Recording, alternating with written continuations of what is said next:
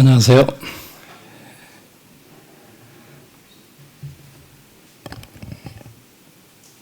화면을 보시니까 너무 잘하는 내용이죠? 그러시죠? 예? 그러면 이제 끝나 되겠죠? 예, 저희들이 이제 오병이어의 기적 그러면 딱 첫 번째 떠오르는 게 뭐가 떠오르세요? 예? 뭐 이 제목에서 일단 보리떡 5개하고 물고기 2마리, 또 뭐가 떠오르세요? 5,000명, 또 예? 예. 뭐 저희들이 이미 어떤 말씀을 이렇게 이제 딱 생각하면 거기에 대해서 우리들 나름대로 벌써 딱 가진 어떤 선입견이라 그럴까 그런 게 있어요. 그렇죠? 이제 그러다 보면 때때로 우리들이 물론 이제 주님께서 이걸 통해서 뭐 우리들에게 작은 걸 드려도 주님께서 그걸 크게 하실 수 있다고 하는 그게 기본적인 거는 뭐 다 맞는 말이에요. 그렇죠? 그런데 그 가운데서 우리들이 조금 생각하지 못하고 있는 그런 부분도 있다고 하는 사실들에 대해서 한번 같이 생각을 해보겠습니다. 요한복음 6장 1절로부터 14절입니다. 하나님 말씀 요한복음 6장 1절로부터 14절을 먼저 읽도록 하겠습니다. 그 후에 예수께서 디베랴의 갈릴리 바다 건너편으로 가시매 큰 무리가 따르니 이는 병자들에게 행하는 표적을 보았음이로라. 예수께서 산에 오르사 제자들과 함께 거기에 앉으시니 마침 유대인의 명절인 유월절이 가까운지라. 예수께서 눈을 들어 큰 무리가 자기에게로 오는 것을 보시고 빌립에게 이르시되 우리가 어디서 떡을 사서 이 사람을 먹이겠느냐 하시니, 이렇게 말씀하시면 친히 어떻게 하실지를 아시고 빌립을 시험하고자 하심이라. 빌립이 대답하되 각 사람으로 조금씩 받게 할지라도 200데나리온의 떡이 부족하리이다. 제자 중 하나 곧 시몬 베드로의 형제 안드레가 예수께 여짜오되 여기 한 아이가 있어 보리떡 5개와 물고기 2마리를 가지고 있나이다. 그러나 그것이 이 많은 사람에게 얼마나 되겠사옵나이까. 예수께서 이르시되 이 사람들로 앉게 하라 하시니 그곳에 잔디가 많은지라. 사람들이 앉으니 수가 5,000명쯤 되더라. 예수께서 떡을 가져 축사하신 후에 앉아있는 자들에게 나눠주시고 물고기도 그렇게 그들의 원대로 주시니라. 그들이 배부른 후에 예수께서 제자들에게 이르시되 남은 조각을 거두고 버리는 것이 없게 하라 하시므로 이에 거두니 보리떡 5개로 먹고 남은 조각이 12바구니에 찼더라. 그 사람들이 예수께서 행하신 이 표적을 보고 말하되 이는 세상에 오실 그 선지자라 하더라. 저희들이 잘 아는 대로 이 5,000명을 먹이신 이 오병이어의 사건은 주님의 부활 외에 사복음서에 모두 다 기록된 그런 기적 중에 하나입니다.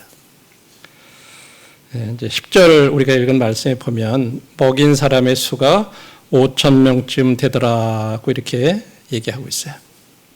그래서 이제 우리가 이 사복음서에서 다 기록되어 있다 그러니까 이제 사복음서에 보면은 마태복음 14장에 기록이 되어 있고요, 마가복음 6장에 기록되어 있고 누가복음 9장에 기록이 되어 있어요. 거기에 말씀을 찾아보면 마태복음 14장 21절에는 그곳에 여자들과 아이들도 있었더라 하는 말이 이렇게 더해 있습니다. 그러니까 이제 5,000명쯤 되었더라 그렇게 얘기하는데 그곳에 여자들과 아이들도 있었다는 이 말을 통해서 아마 그 당시에 모였던 사람들이 한 12,000명 내지 15,000명 이상 되었을 거라고 이렇게 추측들을 합니다.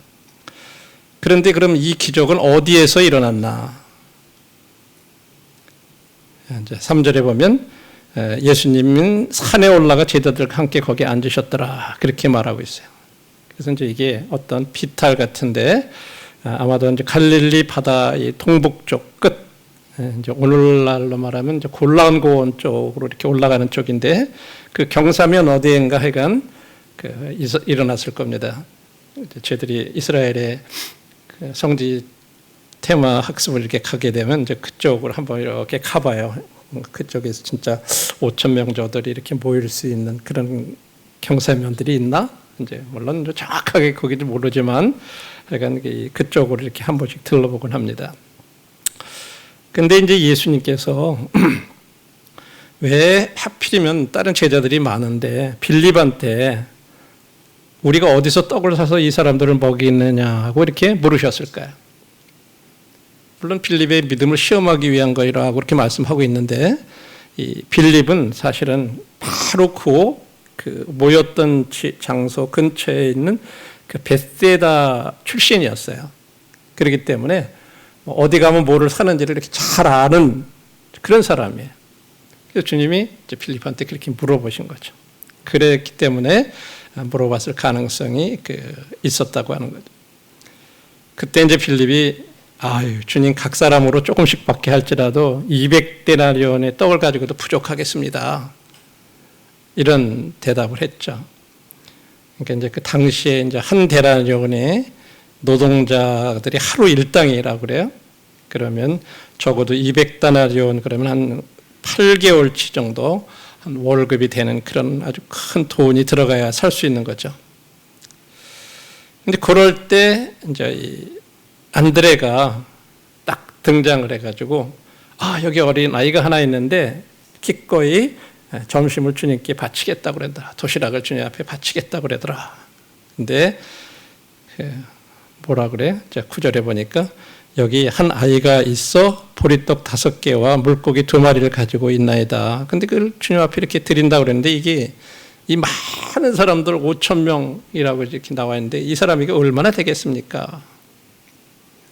그 말은 주님 참 이 아이의 뜻은 좋지만 말도 안 되는 소리입니다. 보리떡 5개하고 물고기 2마리 작은 걸로 어떻게 수천 명을 먹일 수 있습니까?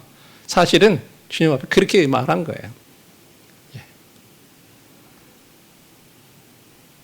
그런데 13절에서는 이 부분에 대해서 이 일이 분명히 기적이라고 하는 것을 이렇게 강조를 하고 있는데 왜냐하면 13절에 보면 거기 있는 사람들이 배부르게 먹었다 그래요. 그리고도 나중에 그 조각을 모은 게 12바구니가 가득 찼다고 이렇게 말씀을 하고 있습니다. 이런 걸 통해서 이 일은 기적이었다라고 하는 것을 이렇게 강조를 하고 있습니다. 자, 이 잘 아는 이 기적을 오병이어를 통해서 주님께서 우리에게 가르쳐 주시기를 원하는 게 3가지를 생각해 볼 수가 있는데 하나는 이 주님이 베푸신 이 기적은 사실은 미리 계획된 것이었다고 하는 거예요. 그다음에 2번째, 우리 그리스도인들은 사회적인 필요를 충족시킬 책임이 있다고 하는 겁니다. 그리고 3번째는 관대함과 절약 사이에는 이 균형이 이루어져야 된다 하는 이런 것들을 주님께서 이 오병이어 기적을 통해서 우리들에게 교훈해 주시고 있습니다. 첫 번째로 왜 이것이 미리 계획된 기적이라고 말할 수 있냐?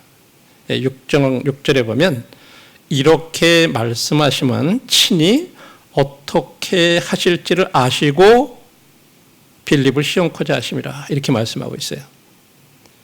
7절에는 빌립이 대답하되 각 사람으로 조금씩 받게 할지라도 200데나리온의 떡이 부족하리이다 이렇게 얘기했죠. 예수님은 하나님의 영원하신 아들이세요. 그분이 지금 그 한 어린 소년의 작은 도시락을 취해서 그 양이 막 늘어나가지고 많은 사람들에게 축복을 주시겠다는 그런 생각을 언제 그런 생각을 하셨다고 생각하세요? 그냥 즉흥적으로 이렇게 그냥 순간적으로 결정했다고 생각하세요? 여기 사람들이 모였고 제자들이 이 사람들 어떻게 했습니까? 그러니까 그냥 이렇게 가지고 어떻게 해라 이렇게 해가지고 하신 일일까요? 전혀 그렇지 않다고 하는 거죠. 당연히 아니에요. 또 주님의 기적 중에는 어느 것도요, 순간적인 결정에 어떤 자극을 받아서 하시는 그런 기적들은 없어요. 주님이 베푸신 기적은요, 영원 전부터 미리 계획이 되었다고 하는 거예요. 그래서 주님은 이제 어떻게 하지? 이렇게 먹을 걸 사람들이 많고 먹을 건 없는데 어떻게 하지? 하고 고민해 본 건다든지 그런 적이 없으신 거예요. 예수님은 하나님으로서 그분 자신이 무엇을 하시려고 하는지 정확히 알고 계셨다는 거죠. 그래서 주님이 그냥 임의적으로 어떤 능력을 갑자기 그냥 팍 폭발하셔가지고 그런 기적을 행하신 그런 적은 절대 없으세요. 왜 그렇게 말하냐면 요한복음에 기록된 기적을 갖다 보통 표적 기적이다 이렇게 얘기를 해요. 사인 미러클이라고 이렇게 보통 표현을 하는데 그냥 단순한 기적이 아니라 거기에는 어떤 영적인 교훈을 주시기 위해서 베푸는 기적을 할 때 사인 표적 기적이다고 이렇게 그런 말합니다. 그래서 그걸 통해 가지고 주님의 신성을 증명할 뿐만 아니라 그런 것들을 가르치기 위해서 그런 것을 미리 계획하셔서 그런 표적들을 행하신다고 하는 거죠. 그래서 주님은 이 기적과 관련된 가르침이 있기 때문에 이 소년의 점심 도시락을 받아가지고 이렇게 늘리는 그런 것을 늘리기를 하는 그런 것을 선택을 하신 것입니다. 그래서 저희들이 주님이 이렇게 행하신 기적을 볼 때 항상 왜 주님이 이런 기적을 행하셨을까 하는 그런 거기에 관련된 가르침을 항상 이렇게 찾아보는 그런 것들이 필요해요. 물론 모든 기적이 다 그런 것은 아니지만 주님은 이 특별히 표적이라고 행하실 때 그런 것들을 눈에 이렇게 염두에 두고 행하신 것입니다. 그 다음에 두 번째로는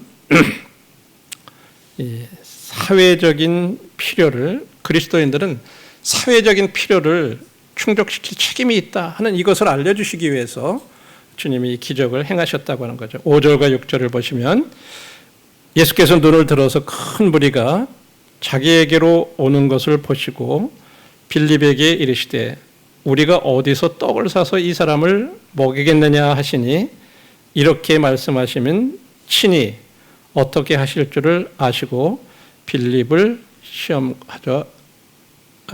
시험하심이라. 우리 이 말씀 속에서 사회적인 필요를 충족시킬 수 있다고 하는 어떤 책임이 있다고 하는 걸 어디서 볼 수가 있을까요?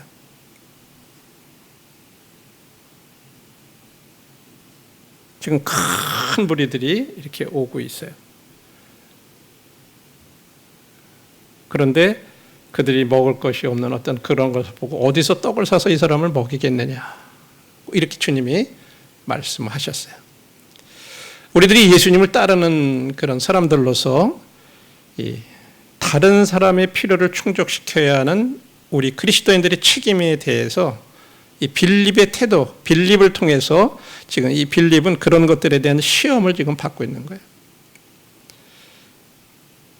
빌립과 이 다른 제자들이 거기 와 있는 많은 배고픈 사람들의 이 사회적인 필요를 충족시킬 책임이 있었던 것처럼 우리 그리스도인들도 진짜 도움이 필요한 사람들이 있을 때 도와줄 책임이 있다고 하는 거예요.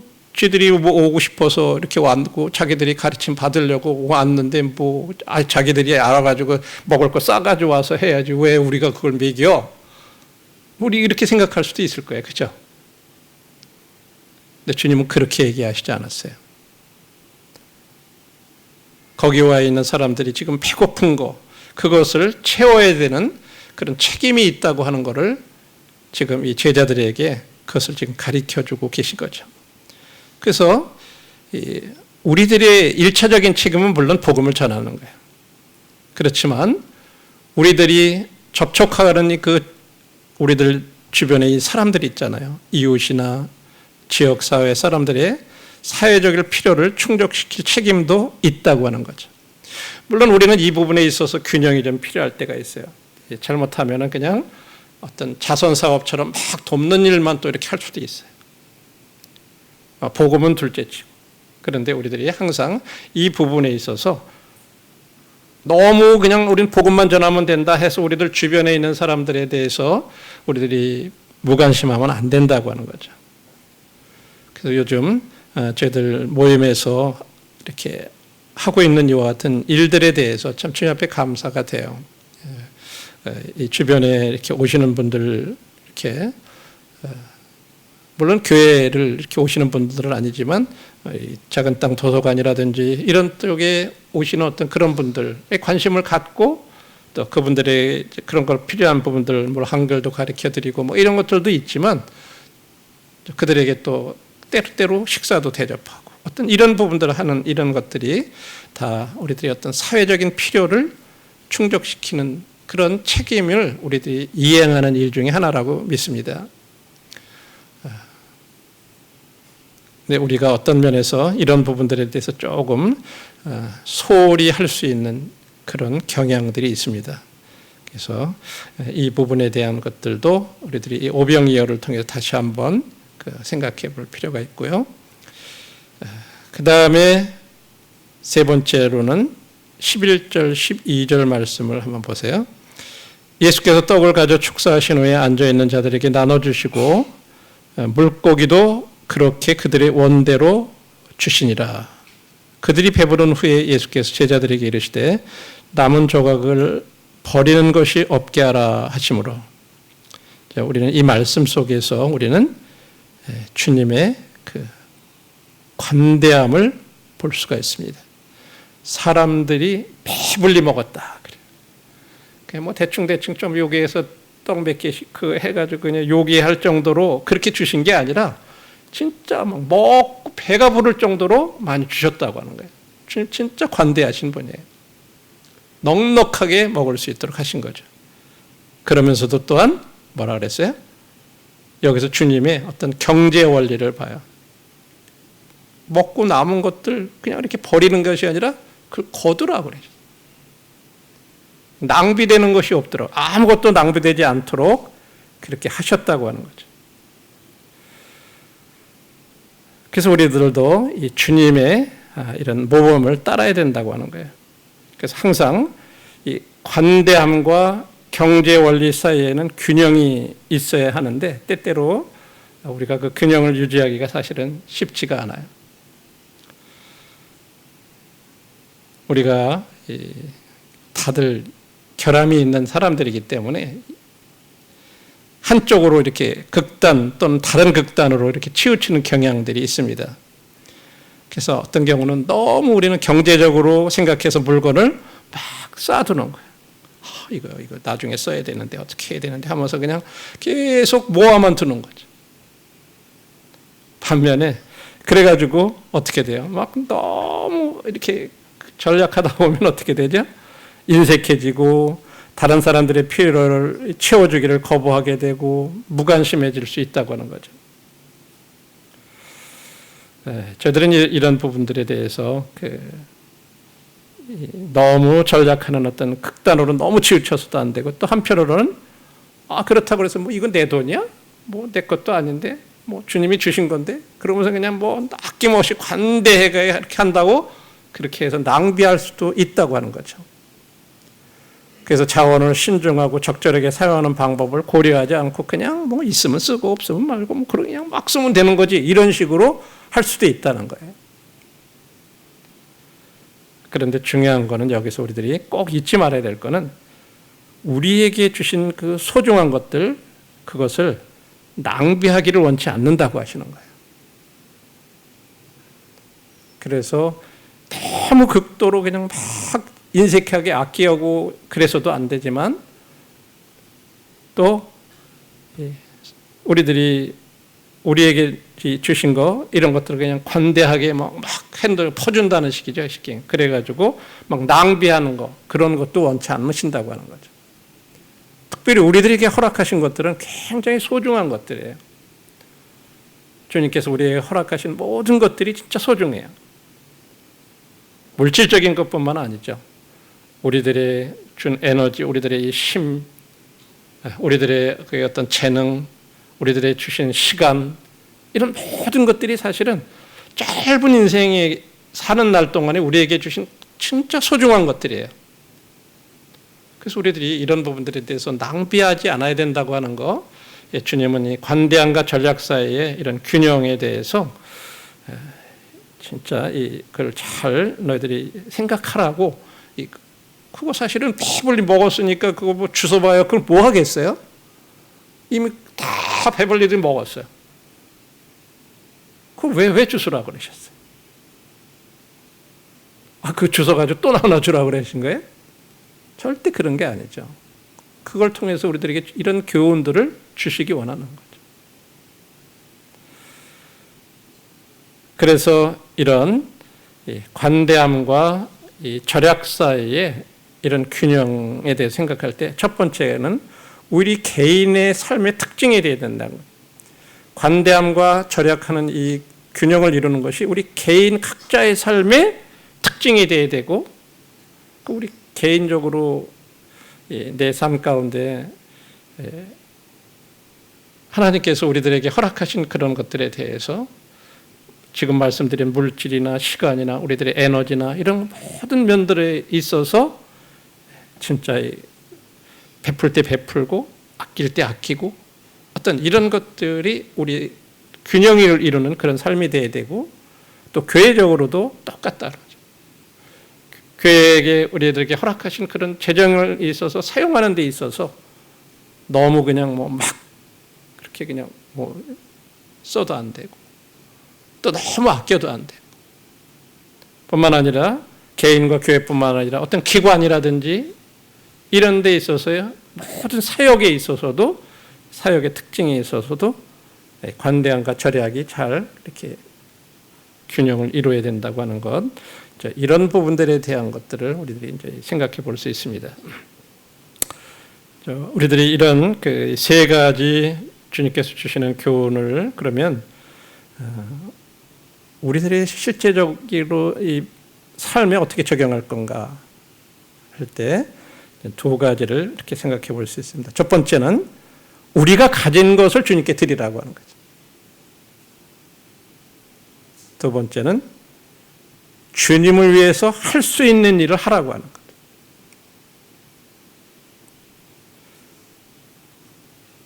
지금 그 어린 소녀는 자신이 가진 모든 걸 다 드렸어요. 아마 엄마가 싸주었든 어떻게 했든지 간에 해간 점심 도시락처럼 이렇게 싸가지고 와서 자기 먹어야 되는 건데 그걸 다 드렸다는 거죠. 우리가 오병이어에 생각하면 여기에 우리는 이제 초점을 맞추잖아요. 그렇죠? 어린아이가 드린 그 작은 거. 그런데 여기서 우리가 생각해야 될 것은 그 어린아이가 자신에게 없는 것을 어떻게 막 만들어서 갖다 이렇게 드린 게 아니라 그냥 자기가 가졌던 거 그거 드렸다는 거예요. 주님이 우리들한테 원하시는 것도 그런 거죠. 우리가 없는 거를 주님 앞에 주님이 우리에게 드려라 그렇게 하시지 않아요. 우리가 가진 거를 드리라는 거예요. 다 드리라는 거예요. 때때로 우리들이 신앙이 잘못된 어떤 극단으로 가는 분들의 경우에는 내가 없는데도 교회에서 필요하다고 그러고 막 그러면 빚을 낸다든지 다른 사람들이 막 빌린다든지 이래가지고 이렇게 드린다든지 이런 거는 주님이 원하시는 거 아니에요. 우리가 가진 것을 주님께 드리기를 원하시는 거죠. 그래서 우리가 가진 것을 주님 앞에 드리면 그분은 우리가 드린 작은 것을 취하셔서 많은 사람의 축복을 위해서 그것을 늘려주신다고 하는 거예요. 우리는 이 부분에 대해서는 아주 익히 많이 들어서 알고 있는 내용들이고,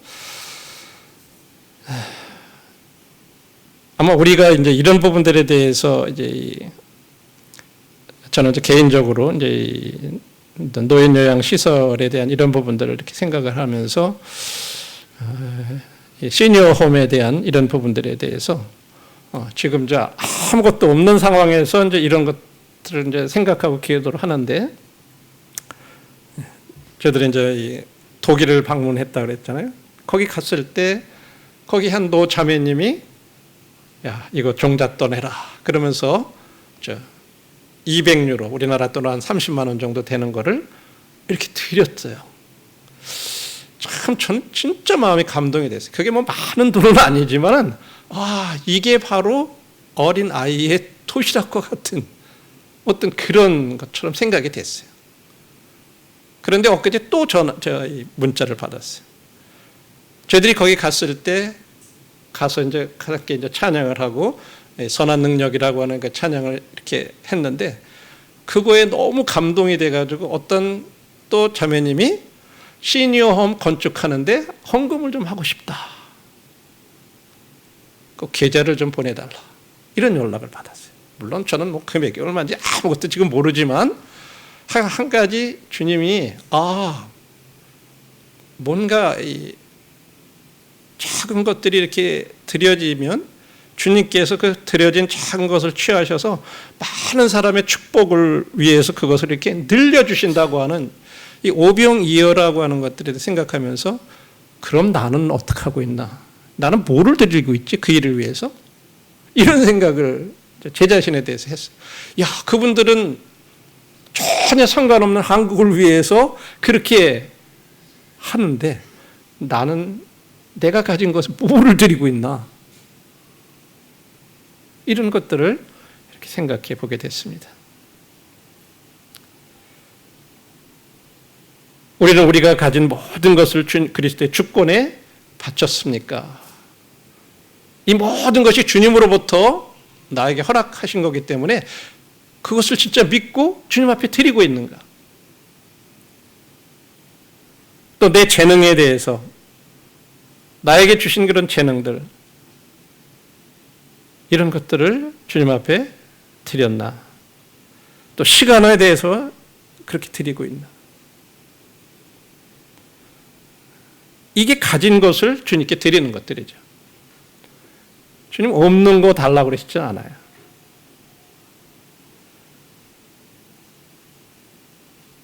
두 번째로는 할 수 있는 일을 하라고 하는 거죠.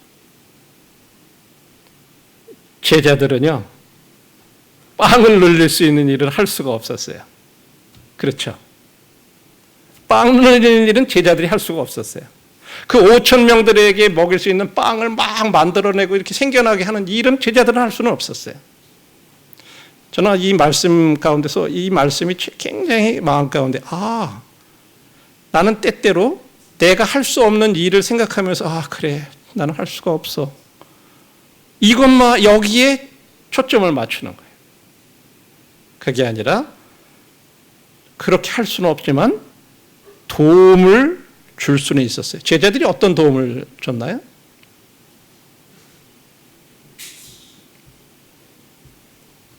두 가지 일을 했어요. 제자들이요. 하나는 사람들 그룹 앉히는 일을 제자들이 했어요. 그죠? 또 하나는 말씀해 보면 분배할 수 있도록 무리를 이렇게 앉히는 일을 했죠.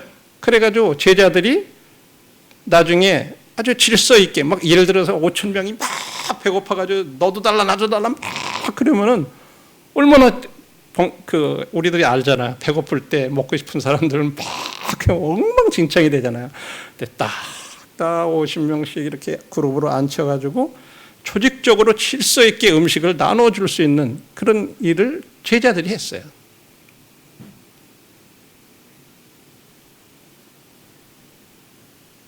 여러분 음식을 나눠주는 일이 자세히 말씀을 보니까 요한복음에서는 6장에서는요 주님이 축사하신 후에 그 사람들에게 음식을 이렇게 나눠주신 것으로 이렇게 기록이 되어 있어요. 나중에 또 뒤에서도 보겠지만 마태복음 마가복음에는요 주님이 나눠주신 게 아니라 제자들에게 기도한 다음에 그걸 주셨다 그래요. 그리고 제자들이 나눠줬다 이렇게 얘기하고 있어요. 이것이 이제 제자들이 한 일이에요. 사람들을 앉히는 일, 그 다음에 주님이 축사하셔서 그 하신 떡을 이렇게 나눠줬을 때 제자들이 그걸 받아서 나눠줬다고 하는 거죠. 네.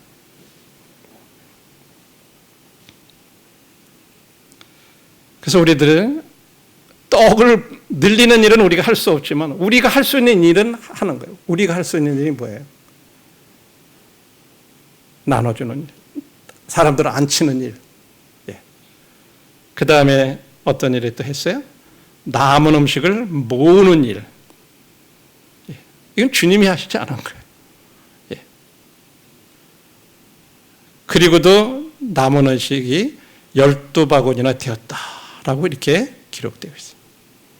그렇게 다 모았을 때 그 남은 음식이 12바구니나 되었더라. 배불리 먹고도.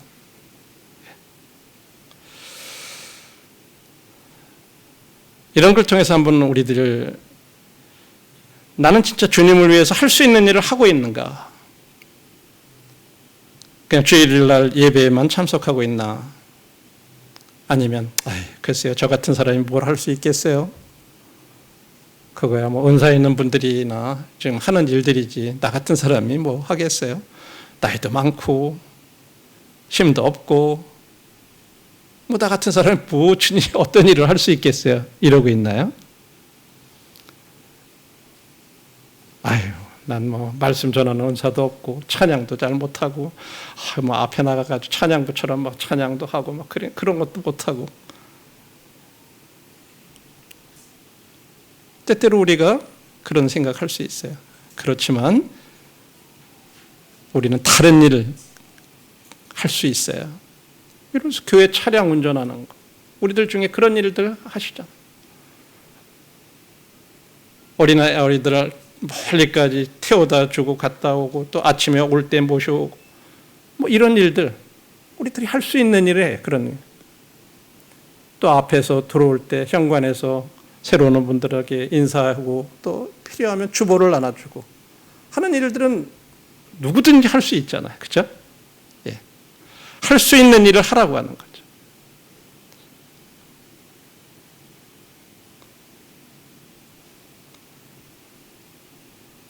그래서 우리들이 할 수 있는 일을 항상 있고 그 일을 하게 되면 그 결과로 제자들처럼 여러분들도 우리들도 축복을 받게 될 것이라고 하는 거죠. 그래서 주님을 위해서 할 수 있는 일을 하라고 하는 것입니다. 저는 하여간 오병이어를 이렇게 생각하면서 내가 가진 것 드리기 원하시고 내가 할 수 있는 일을 하기를 원하시는 거구나 하는 이 부분이 참 감동이 됐어요. 뭐 조그만 거 드리는 거 그걸 통해서 주님이 막 그렇게 늘리는 것만 이제 생각을 하다 보니까 나는 못 늘리는데 내가 할 수 있는 일은 없는데 여기에 초점을 맞추는 것이 아니라고 하는 것을 다시 이렇게 생각을 해보게 됐습니다.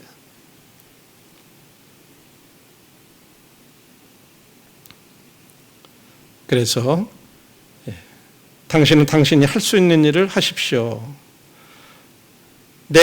나는 내가 할 수 있는 일을 할 것입니다. 이런 말이 있어요. 당신은 당신이 할 수 있는 일을 하십시오.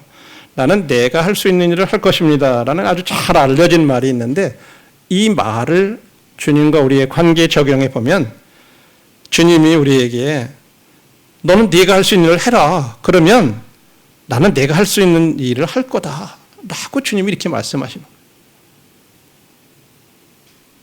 그리고 주님은 우리가 할 수 없는 일을 하실 거라고 하는 거예요. 저는 이제 이 부분에 대해서 다시 한번 이제 이 시니어홈과 관련돼 가지고 이렇게 좀 생각을 하면서 그래. 내가 할 수 있는 일을 하면 계획하고 조직하고 이런 것들 기도 가운데서 할 수 있는 일은 내가 할 일이거든. 그 나머지는 내가 지금 아무것도 할 수 없지만 그거는 주님이 그건 내가 할 일이야. 너는 네가 할 일을 해. 주님이 그렇게 하시는 말씀으로 이렇게 생각이 됐습니다. 또 그렇게 받아들여졌고요. 그래서 결론의 말씀은 주님은 모든 일을 자신이 하시지 않았다고 하는 거예요. 뭐 다 사람들 안 치는 일로서부터 시작해가지고 나눠주는 일부터 시작해가지고 다 주님이 하시지 않았어요. 그리고 오히려 제자들한테 봉사를 요청하셨다고 하는 거죠. 마태복음 14장 19절에서는 이렇게 말씀하세요. 무리를 명하여 잔디 위에 앉히시고 떡 5개와 물고기 2마리를 가지사 하늘을 우러 축사하시고 떡을 떼어 제자들에게 주시매, 이렇게 얘기해요. 너희들이 나눠주라는 거예요. 또 마가복음 6장 41절에서도 예수께서 떡 5개와 물고기 2마리를 가지사 하늘을 우러 축사하시고 떡을 떼어 제자들에게 주어 사람들에게 나눠주게 하시고, 이렇게 말씀하고 있어요. 주님이 혼자서 다 하시지 않았다고 하는 거예요.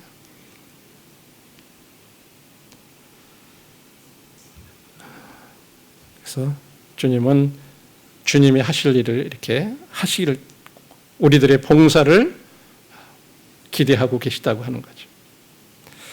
그래서 우리는 우리의 가진 것을 드리고 우리가 할 수 있는 일로 이렇게 섬기는 저와 형제자매들이 되실 수 있기를 바랍니다.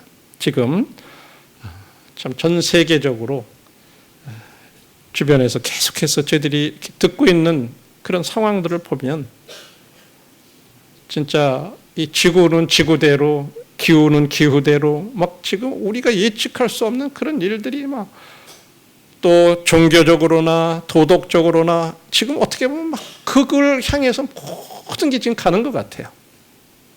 진짜 우리가 주님 섬길 날이 그렇게 많이 남지 않은 것 같아요.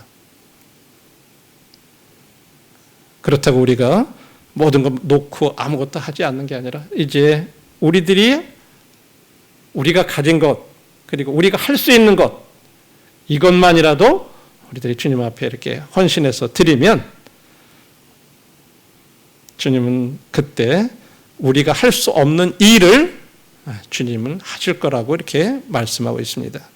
그래서 주님은 우리들의 그런 전적인 헌신과 봉사를 기대하고 계시다고 하는 사실을 다시 한번 이렇게 이 오병이어를 통해서 우리들이 교훈으로 함께 받았으면 좋겠습니다. 감사합니다.